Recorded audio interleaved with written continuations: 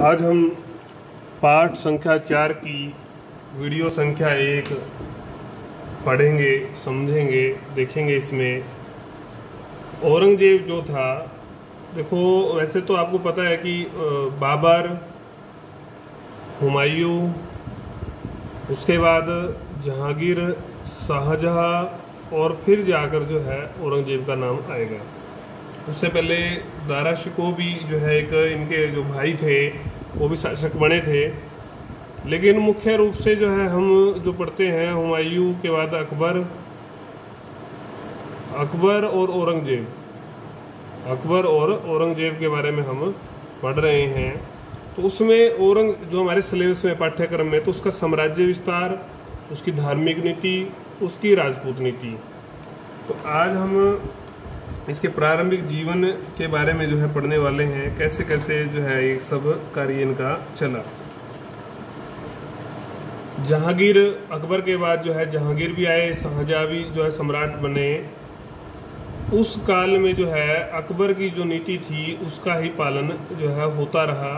उसके कारण से जो साम्राज्य था जो वो स्थिर रहा, उसकी जो स्थिति थी उसमें कोई नुकसान नहीं हुआ, बल्कि उसमें लाभ होता गया, विस्तार जो है साम्राज्य का होता गया, बढ़ता गया और स्थिर रहा साम्राज्य। लेकिन 1658 में जब अपने भाइयों को उत्तराधिकार के युद्ध में पराजित कर औरंगजेब जब सम्राट बने, तो उन्होंने साम्राज्य का जो विस्तार जो है वो चरम सीमा तक पहुंचाया। विस्तार करने में सबसे ज़्यादा इनका हाथ रहा। लेकिन दूसरी ओर इनकी कुछ नीतियां जो धार्मिक राजपूत नीतियां थी, उसके कारण से विघटन की प्रक्रिया भी जो है शुरू होगी, वो भी इसी के काल में शुरू हुई। उसका जो मुख्य कारण था वो था इनकी नीतियों में बदलाव आना। वो नीतियां क्या थी वो भी हम पढ़ेंगे। इन्होंने जो राजपूतों से या अन्य जो समुदाय थे उनसे संबंध जो है बिगड़े उनके काल में। उन संबंधों का कारण जो स्तंभ थे, खासकर राजपूतों की बात या हिंदुओं की बात, जो स्तंभ थे मुगल साम्राज्य के स्थापित करने में जो लोग सहायक थे, वो अब प्रतिद्वंदी बन गए थे। उनको ही जो है अब उनसे ही लड़ना इनको पड़ रहा था। तो सारा जो मुख्य जो मामला था वो था इनकी धार्मिक संकीर्णता की नीति। इसके कारण विद्रोह हुए, कई विद्रोह हुए, बड़े बड़े क्षेत्रों में विद्रोह हुए, और उसका परिणाम था, जो घातक परिणाम हुआ कि मुगल साम्राज्य फिर पतन की ओर बढ़ने लगा। और पतन में जो है सबसे ज़्यादा योगदान अगर किसी का आता है तो वो आता है औरंगजेब का। अब हम बात करते हैं इसके प्रारंभिक जीवन की, कैसे कैसे इसका प्रारंभिक जीवन। शाहजहां का बेटा था मुमताज, इनकी माता का नाम था मुमताज की काफ़ी औलाद हुई थी, उसमें से तीसरी जीवित संतान ये थे। नवंबर जो है 1618 में जोहद एक स्थान है उज्जैन में, वहाँ पर इनका जन्म हुआ मुमताज से। तो शुरुआती जो इनका जीवन था वो बहुत ही कठिनाइयों से बीता। उसका कारण था, कठिनाइयाँ क्या थी, जब इनके पिता ने जो है विद्रोह कर दिया। विद्रोह जो है इनके पिता ने जहांगीर के विरोध किया था, अपने पिता के विरोध ही इनके पिता ने जो है विद्रोह किया। तो विद्रोह करने के कारण से विद्रोह तो आखिर में दबा दिया गया था, शांत हो गया था। लेकिन इसके जो दो पुत्र थे, दो पुत्रों में जो है ये औरंगजेब भी शामिल था। इनको नूर जहां के यहाँ बंदी का जो जीवन है वो व्यतीत करना पड़ा था, बंदी रखे गए। ये जो बंदी का जो जीवन था, इस समय इनको कई गुण आए या कई गुण इन्होंने परिस्थितियों के अनुसार सीखे। संयम था, ठीक है, दृढ़ता थी, वीरता थी, और सबसे बड़ी बात थी कि कठिन परिस्थितियों में भी जो है हिम्मत नहीं हारना, ये इन्होंने सीखा। फिर जब ये शासन जो है शाहजहां का आ गया, तो इनकी शिक्षा दीक्षा जो है शुरू होती है। अरबी, तुर्की, जो है फारसी, हिंदी, सब भाषाओं का ज्ञान ही लेते हैं। कुरान की तरफ इनका रुझान जो है वो कुछ ज़्यादा ही होता है, उसका महत्व ये ज़्यादा बढ़ा देते हैं, पढ़ते हैं, उसको सीखते हैं। साथ के साथ सैनिक जो शिक्षा होती है वो भी उचित ये शिक्षा जो है लेते हैं। 16 वर्ष की आयु में ही इनको जो है 10,000 जात और 4,000 का जो है पद का जो है मनसबदार बना दिया जाता है। और जब ये 18 साल के होते हैं, 1636 की आयु में, इनको बहुत बड़ा पद दिया जाता है, वो होता है सूबेदार का। गवर्नर एक प्रकार से प्रांत का जो है दक्षिण बहुत बड़ा जो है क्षेत्र था, वहाँ का इसको गवर्नर सूबेदार बना दिया जाता है। वहीं पर रहकर इन्होंने जो है काफ़ी जो है प्रशासनिक ज्ञान और सैनिक ज्ञान की, सैनिक अभियान कैसे किए जाने चाहिए, कैसे जो है जीता जाना चाहिए, वो सब इन्होंने ज्ञान वहाँ पर रहकर प्राप्त किया। कई इलाकों के सूबेदार बनते रहे, लेकिन 1652 में फिर ये दक्षिण के सूबेदार बने। वहाँ पर इन्होंने कठोर नीति का पालन किया। अगर शाहजहां इनको नहीं रोकते तो वो जो वहाँ के क्षेत्र थे उनको ये अपने साम्राज्य में ही मिला लेते, जिसके कारण से कि जो बाद का जो संघर्ष हो इनका कम हो जाता, लेकिन शाहजहां ने रोक लगा दी थी। बाद में जब उत्तराधिकार का जो युद्ध चला, आपको पता ही है, इनके जो भाई थे, 4 भाई थे ये, तो उस समय इन्होंने कोई ऐसी नीति, गलत सही, साम दाम दंड भेद, सब नीति जो है इन्होंने अपनाई और आखिर में सफलता जो है ये उनमें सफल हुए, विजय पाई और ये सम्राट जो है बने, मुगल सम्राट। फिर ये तो इसका प्रारंभिक जीवन था। कुछ समस्याएं थी, उनके समाधान क्या किए इसने, फिर उनके बारे में हम पढ़ेंगे। देखो, वैसे 1658 में ये बन गया था, लेकिन पूरी तरह से स्थापित नहीं हो पाया, इसलिए इसका विधिवत अभिषेक नहीं हुआ। राज्याभिषेक जो था इसका विधिवत, वो काफ़ी समय बाद हुआ, 1 साल बाद, जून 1659 में। तब इन्होंने एक पदवी धारण की, अबुल मुजफ्फर मुहिद्दीन औरंगजेब आलमगीर बादशाह गाजी की इन्होंने पदवी या उपाधि जो है धारण की। कई समस्याएं जो थी उनके बारे में हम पढ़ेंगे। पहली समस्या क्या थी, ये जो युद्ध चले, उत्तराधिकार की जो लड़ाई चली, सम्राट का जो पद था, प्रतिष्ठा थी, उसका जो सम्मान था, वो घट गया था। उसको अब सही करना था, उसको इज्जत दिलवानी थी, ठीक करना था। ये एक बड़ी समस्या थी कि सम्राट को सब प्रतिष्ठा की दृष्टि से देखें।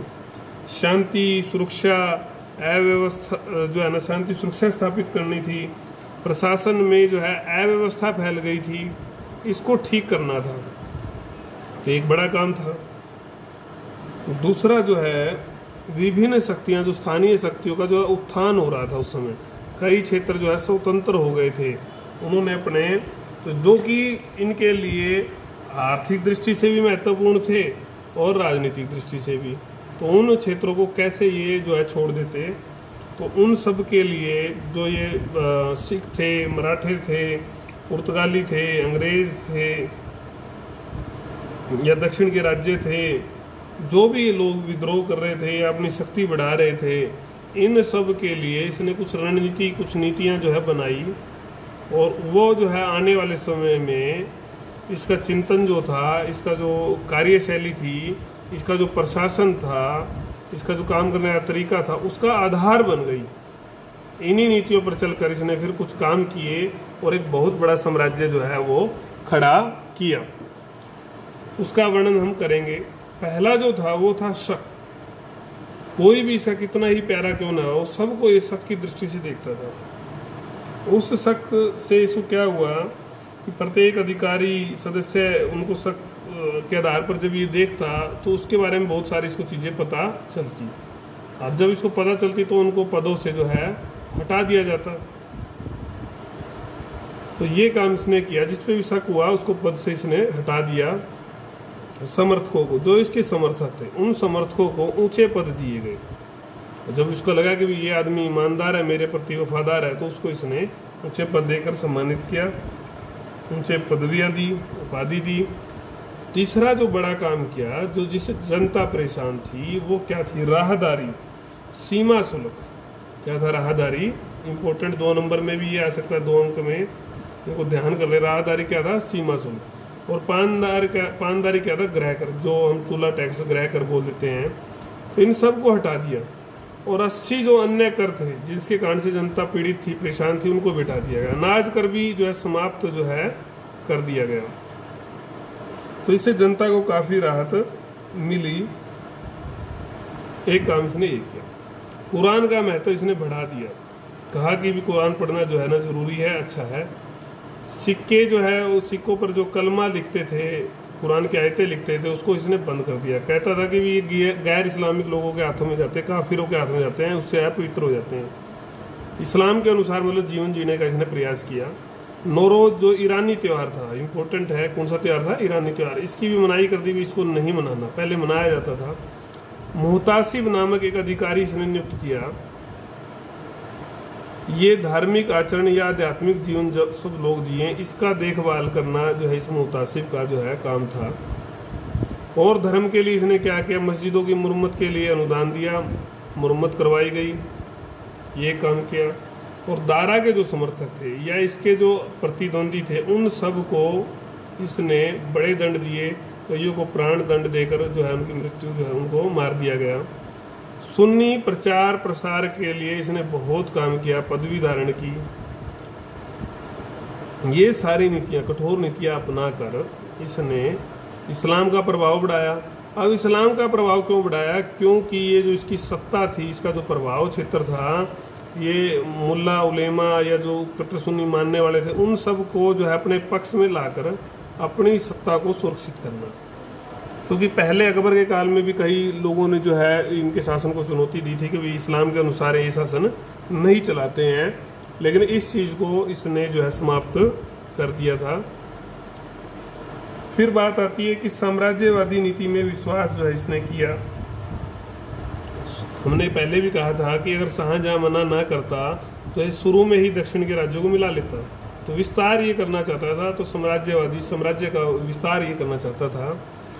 तो जब इसने देखा कि भाई चुनौती है, ये तो कई चुनौतियां, कई समस्याएं पड़ के आए अभी, तो पहले विस्तार करें, या जो पहले जो आंतरिक जो समस्याएं हैं, जो खुद के लोग ही जो है उसको तंग कर रहे हैं, इनसे निपटा जाए।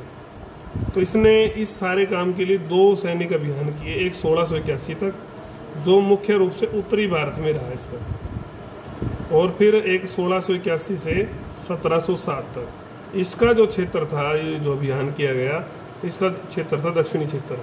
बाद में आपको पता ही है कि इसकी दक्षिण नीति जो इसके लिए हानिकारक भी रही, वहीं पर इसका सारा जो जीवन फिर बीत गया था बाद का। तो ये इसने जो है काम किया। अब हम उन क्षेत्रों के बारे में पढ़ेंगे, उन लोगों के बारे में पढ़ेंगे जिन जिन लोगों ने विद्रोह किया और इन्होंने कैसे उनके विरुद्ध कार्रवाई की, उनको दबा दिया और कैसे साम्राज्य को स्थापित करने में सहायता मिली।